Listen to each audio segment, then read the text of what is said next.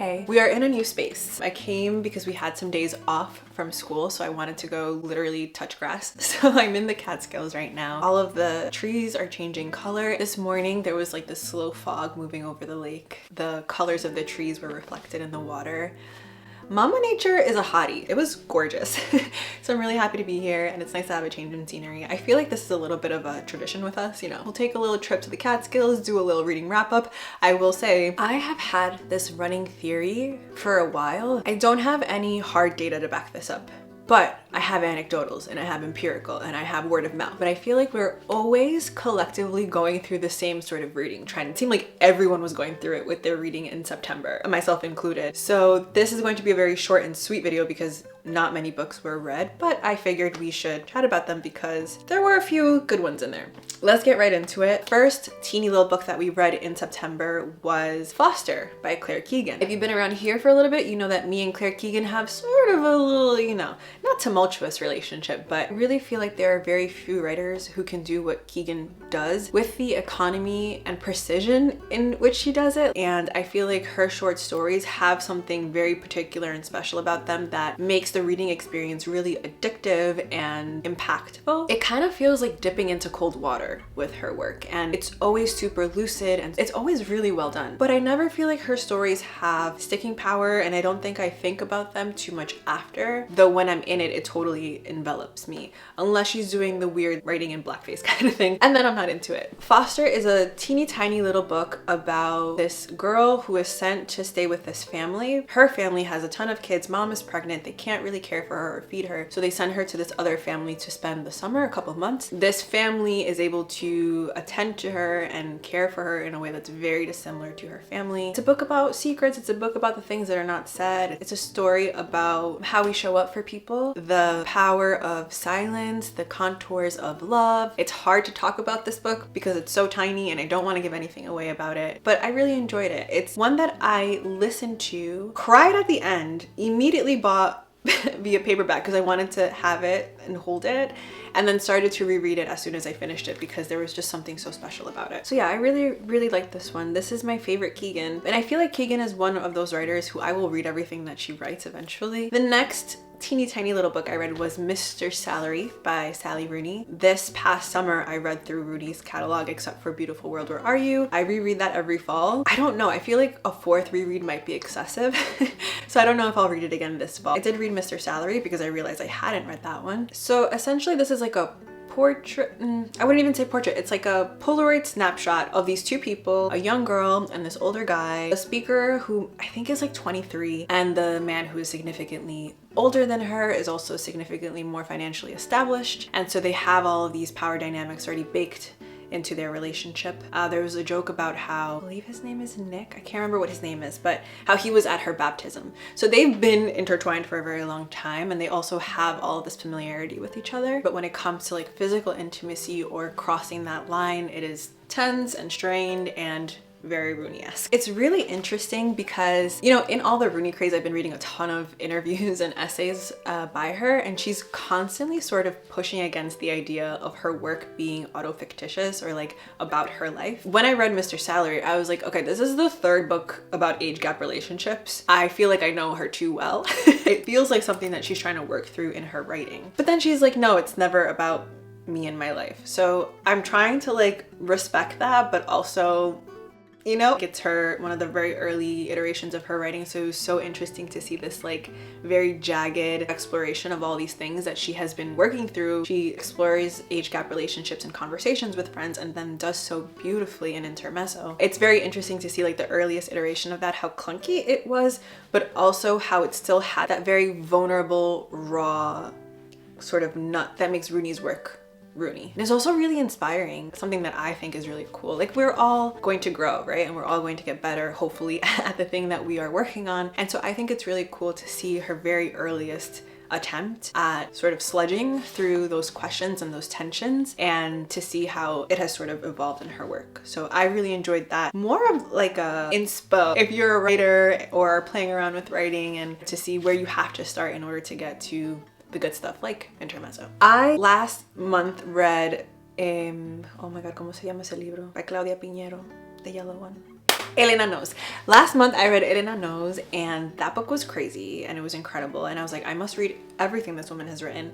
So Patricia told me that she loved Tuya by Claudia Pineiro, which is translated to All Yours. I was like, I bet. It was available on Spotify. I read it in Spanish. This book was fucking wild. It gave me like literal whiplash. It's about a couple. We have the wife and the husband. The husband is having an affair. The wife is sort of following the husband to find out more information. Husband kills mistress. And so then it's a story about what happens when the husband is sort of like hiding this death, but the wife knows the truth of the death, and how all of these things sort of unravel. But also we see like the wife's feelings towards her husband and how all of that sort of shifts and morphs in the face of his not only infidelity but also like continued commitments to his lies. It's full of rage, it's angry. Oh my gosh, listening to this in Spanish, I love an Argentine accent and it was so good. This was it was like a 3-hour audiobook. If you want a tiny that'll like grip you and make you laugh and also incense you, pick this one up, because there's something so special about Claudia's work. And I think, again, she has been touted as this like thriller writer, but a lot of her work feels super literary. It's really, I love the way that she dips into these characters and studies them. I don't know, she's always looking at really interesting themes in her writing. Again, like I would put this alongside Elena Ferrante's Days of Abandonment, but just like a little more unhinged and like higher stakes. But I find so many similarities between these two writers, and yeah, I really enjoyed this one. The next one I think I'm going to pick up is A Little Luck. I know that she just came out with another one as well, so maybe I have to see if maybe I'll pick that one up. But really am enjoying Claudia. I feel like I needed a new writer to sink my nails into, so I'm happy that Claudia Pineiro has entered stage left. That was a fun time. Then I read The Alternatives by Caoilinn Hughes. Okay, so I started this book and I loved it. So essentially we have these 4 very brainy sisters. Each of them is really sort of renowned in their own specialty. So we have a geologist, we have a political scientist, we have a chef who has an honorary degree, and we have a academic. And they're each looking at Brexit and the food shortages that have arisen from that. They're looking at climate change and the climate crisis. They're looking at political engagement and different ways to encourage that. They're looking at care and the very theoretical spine of that. So we have the one sister, Olwen, who absconds or elopes, and she's just like, the earth is in shambles, it's on fire. I can't really deal with all of these mundane domestic experiences in the face of this, and like my students are really annoying. I just need a minute of breath. I need to like get out. So she leaves, she writes a note and says, don't come looking for me. So she kind of flees to somewhere in Ireland, but the sisters know she's still in Ireland because she's against air travel because of the environment. So eventually they find Olwen's coordinates and they all disrespect her wishes, as sisters do, and they get in a car and like sort of road trip to find her. Initially the story is, you know, very traditionally structured. Once all the sisters meet again, the form sort of shifts from like narrative novel to a play, and then their interactions become these like very theatrical things, and we have all these soliloquies, and it's fun. It's a fun time, especially on audio. There was no hand holding in this, so we're getting really content specific, sort of dense talk about what each of these sisters do. And so it kind of just felt like someone who was very smart, you know, in their own world, talking about the things that they're good at, and I enjoy eavesdropping on that. When these very, very smart sisters were separate, when they each had their own margins and you were just sort of dipping in and out of each of their stories, the writing was super legible. Then when their narratives converge, they are so brainy, and the explorations of contemporary crises that they're working through, I don't know, for some reason when all of these like PhD holders came together, I was like, this is a little above my there was something about it that became a little bit muddled and difficult to understand for me. But I think at its core, like whenever we sort of did away with all of the like hot button topics and the very theoretical abstract explorations of all of these things, to see these sisters, these 4 very different women but also very similar women, learn to care for each other in a way that meets their needs and matches where they are, allows for autonomy but allows for togetherness. So it's a beautiful story of sisterhood. It's a beautiful story of care, and it's a really interesting exploration of all of these things that are like plaguing us right now. I, again, just think that I might not be smart enough to do it. Like I remember even the last chapter, I understood that something was awry, but I wasn't understanding what happened.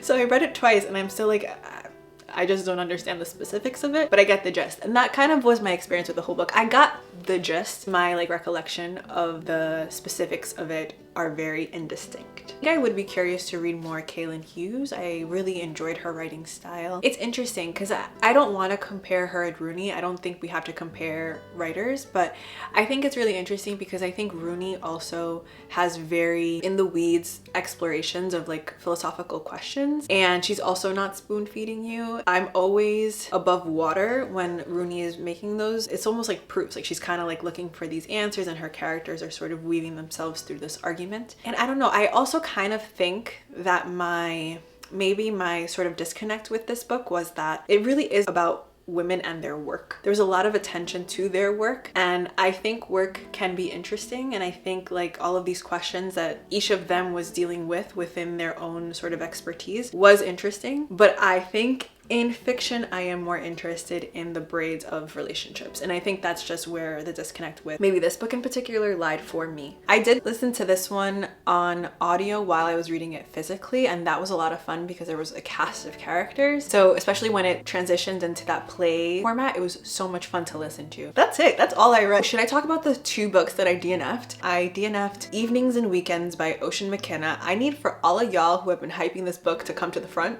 and explain yourselves. I feel like the first 2 chapters of this book, great, fantastic. I was interested in the whale, what was going on, I don't know, I was in it. And then it was just like this slew of characters that were thrown on us, and my sense was that it was a little fake deep. I feel like they were having all of these questions, but it was just like, ooh, mortality, but not in like an interesting way. I don't know, I just wasn't vibing with it, and I tried really hard. I even recruited Janice to buddy read it with me because I felt like if I was in community reading it, even though it was a community read because it was a book club pick, but I felt like if I had someone right beside me reading it and we were setting goals chapter by chapter, I'd be able to persevere because literally everyone and their mother loved this book. But it wasn't just me, Janice also struggled with it. I didn't go to book club this month, I wasn't able to make it, but I saw on IG stories that it was also not very highly rated. So don't lie to us, internet. The second book I DNF'd, this one's like beloved. I am going to attribute it to the fact that I'm not really big on family stories and family sagas and things like that. And it was also really chunky, and it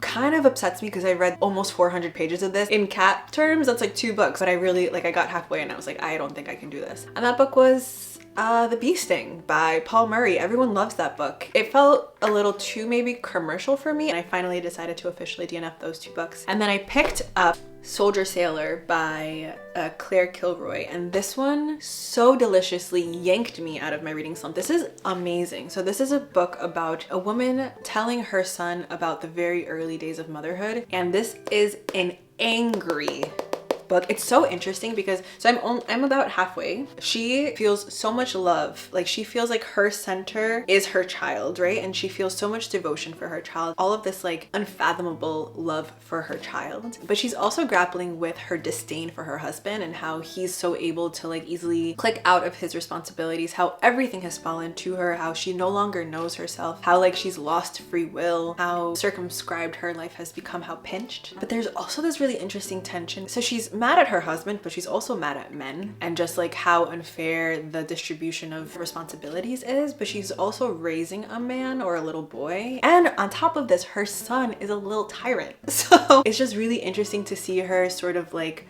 wedge herself between love and just like resentment, and trying to wriggle herself through these very clashing feelings. This is fantastic. The writing is beautiful. We have been introduced to a friend, and I'm wondering if, I don't know, I'm getting affair vibes. Maybe not, maybe they're just life rafts. They understand each other's struggle. No, but this is really, really, really fascinating. I'm also in the Catskills and I'm hoping to read a little bit. So I did also bring The Other Side, A Journey into Women, Art, and the Spirit World. I first saw Katie James talking about this, then I started seeing it everywhere. So I'm excited to read through this one slowly.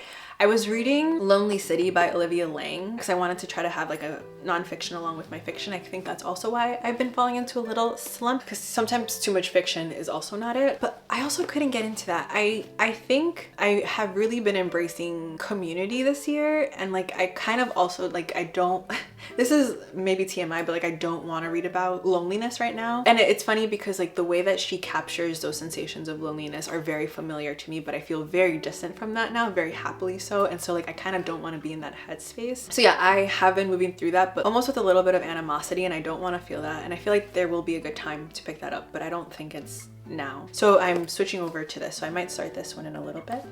And then this is a book that I've been holding hostage. It's not my book, it's Ivana's book. She gave it to me last year to read, but I think I'm finally gonna get into Earthlings. I saw Kat just speaking about it in her fall TBR/recommendations video. I'm excited to read it. So I'm really hoping that October turns around. I think I'm out of the slump, but I need something to truly just like, if you have any books that you think are anti-slump, let your girl know. One of the cool things that I did this month was that FSG and Bellatriste had a book premiere for Intermezzo.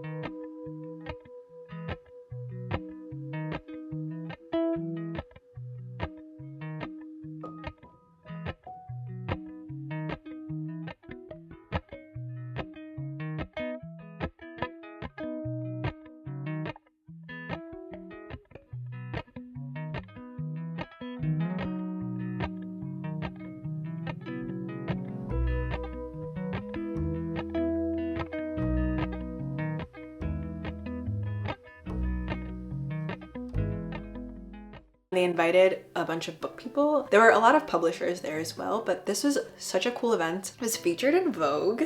There's a picture of my hand reaching for beads, and that's the extent of immortalization of that night. But it was really cool. I was hoping that Rooney would make an appearance, but I think everyone is on board with like respecting. I feel like she's trying to do like a reverse Elena Ferrante move where she's like, oh shit, like my name is everywhere. I don't want that. Take my work. I am not a part of it. If she was a little less interesting, it would be less difficult, but she is such a brainy.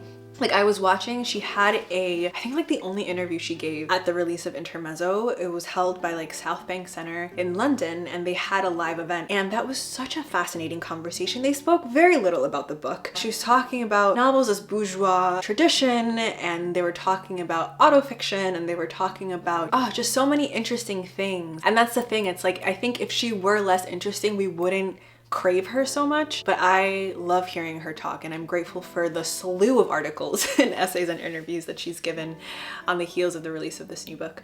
So I guess I'll link them down below if you are curious. I don't want to talk about it too much because I think I've hit the limit on Rooney speak. I think that's it. I feel like I'm super excited for, I don't know, once we get into like Q4 proper, booktube gets really fun. I love to see people's like resolutions and their top 10 books and all of that. So I'm excited for that. But for now, I think I'm gonna lay low and just do the reading wrap-ups if we're reading anything. Oh my gosh, I was also looking at my Goodreads goals. We are not doing well with that.